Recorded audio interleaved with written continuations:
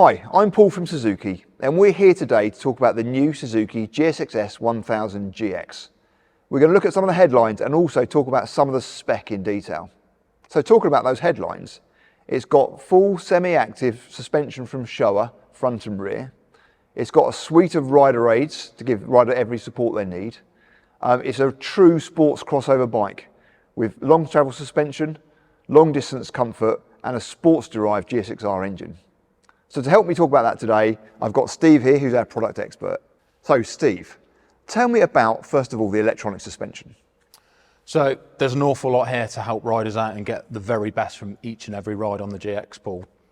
First of all, the rear preload. So as you say, both the front and rear are electronically adjustable. So with the rear preload, there's a fantastic auto adjust setting. So using the stroke sensor inside the rear shock, it'll automatically sense whether it's just one rider, whether they've got luggage, whether they've got a pillion, and it'll automatically move to maintain the posture of the bike when you're at a standstill before you head off on your ride. Or, if you prefer, easily visible via the dash, you can change it specifically to that 1-up, 2-up, or luggage setting if you prefer. Right, okay, so that's great. So you can just get on the bike and ride it, or you can make some settings as you go.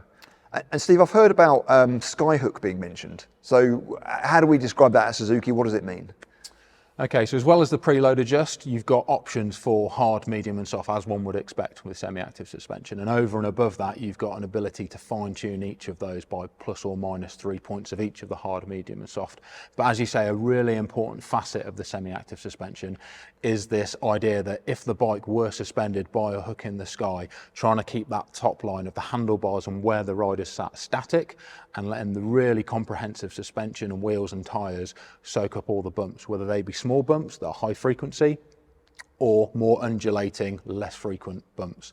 And what we're looking to do here is maintain a really fine balance. It's not about using everything the suspension can do, because then that can generate a vague feeling for the rider. So it's trying to smooth the ride out and keep the rider really nice and planted where they're sat, but allowing the suspension to really dial out those bumps while still giving all the feel and all the exhilaration that this bike's capable of.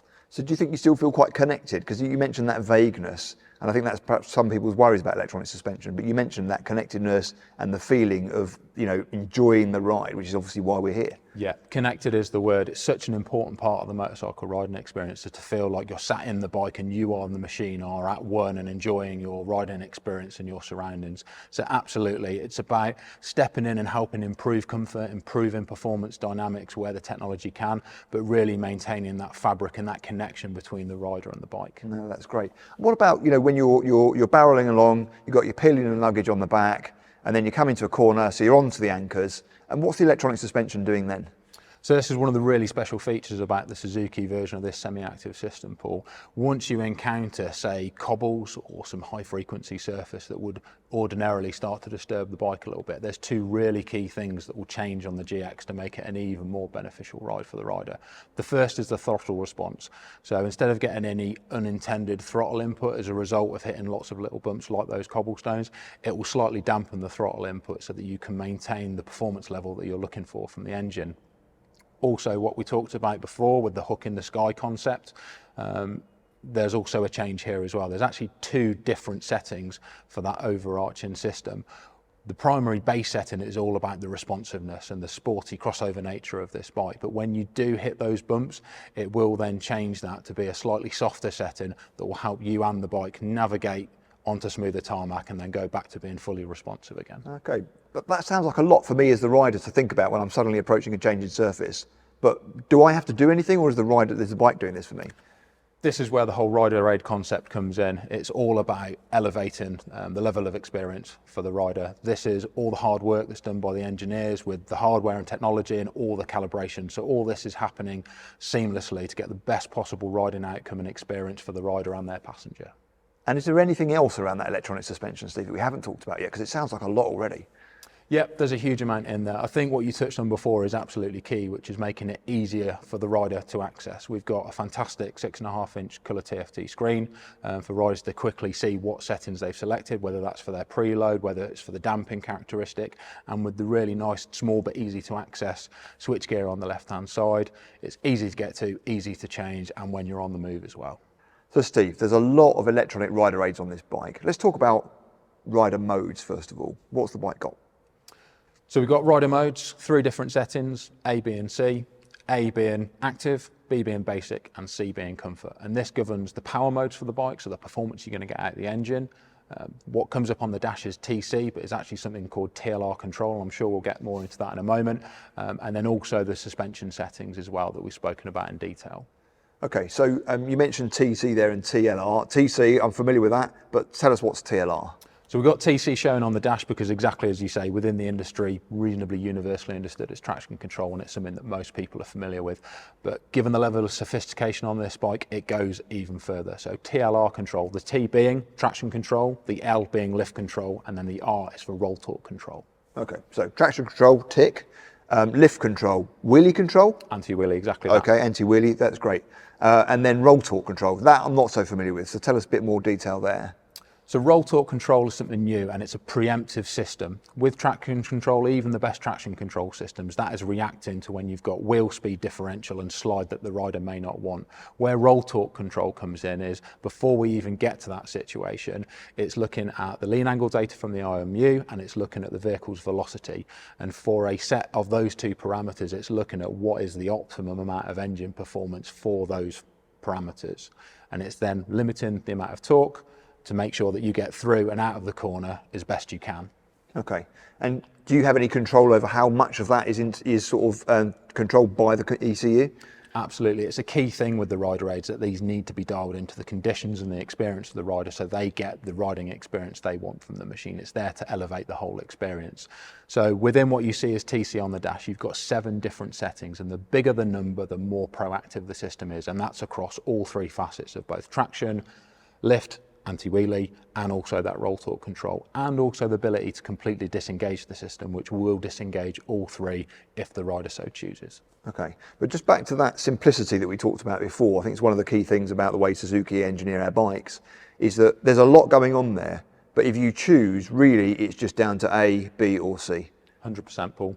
It's fantastic to have the rider aids to take our engines and chassis to the next level and to make them more usable and more attainable for a wider group of riders, but it's got to be simple to use and intuitive. It shouldn't require a degree in electronics to operate these things. So it's about clear dashes, attractive, easy to use switchgear, and just intuitive use on the move. Okay, so what about other rider aids?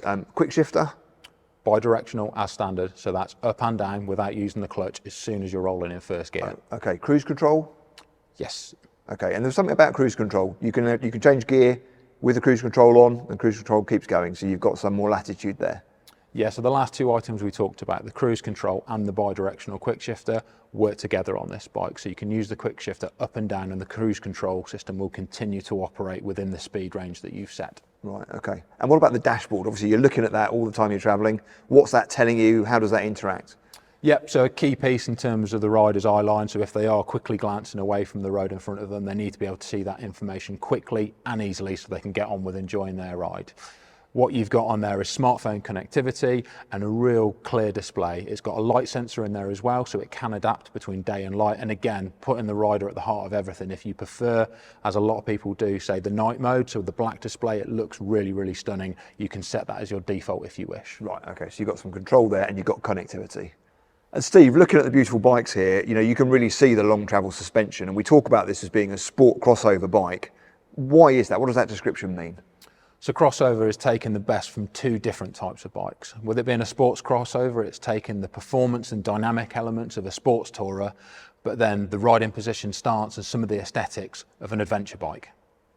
Okay, so what does that mean in the front here? You see you've obviously got a large fairing there, you've got an upright riding position. How have the engineers developed that to really work for this category? So the long travel suspension means that we can sit the rider slightly higher, so they've got even greater levels of comfort. The handlebars are closer to the rider, and the bars are nice and wide as well, so can exert lots of control as you're riding the machine. But as you say, protection for something that's really comfortable and can do an all-day ride, to have that level of protection as well. So it's why you've got the screen, why you've got the frontal bodywork, so it looks aggressive and sharp and attractive and dynamic, like the chassis and the engine experience are, but also giving a good level of coverage to the rider against the elements as well. Okay, and you talked about dynamics there, and that word, you know, sport crossover is really important on this bike, that's part of it. So where does the sportiness come from here? Engine and chassis pull. So at the engine's heart, you've got a GSX-R derived engine with 152 PS, 106 Newton meters of torque, and those are just the peak figures. There is a colossal amount of mid-range from this engine, and any gear low down in the RPM, a huge amount of thrust out of the corners as well. So as you hit those apexes and pick it up on the throttle, you're going to be grinning from ear to ear. But it's not just the engine. The frame itself, a sporting design, an aluminium twin spar construction, and an aluminium swing arm as well. So mechanically translating really, really responsive, involving experiences for the rider as they go through those corners, no matter what kind of riding they're doing. Okay, sounds fantastic. And that engine, that is a peach, isn't it? So, Indeed. I think we're really both delighted to see that engine here in this bike again. Talk to me about comfort and the pillion comfort and what's going on there. You can see obviously we've got an accessorised bike here with luggage, etc., and different seating. Why is that? So we talked about some of the comfort for the rider, but as you say, this kind of bike is not only going to be used just by a solo rider. The ability to do multi-day tours, so the requirement for optional hard luggage as well, and the panniers are 36 litres each, and the pillion comfort as well. On the green bike we've got behind us, you've got a comfort design seat that's an optional accessory for both the rider and the pillion, and having a wide usable area for that pillion passenger on those longer rides as well. Okay, so it's great. So it sounds like a really great all-round package, doesn't it? Yeah, such an exciting addition to the range, Paul. Can't wait. Yeah, brilliant. So there it is, the Suzuki GSX-S1000GX. Semi-active suspension from Showa, a great suite of rider electronics, and a true crossover style with sport at its heart. In fact, we'd call it the ultimate sport crossover.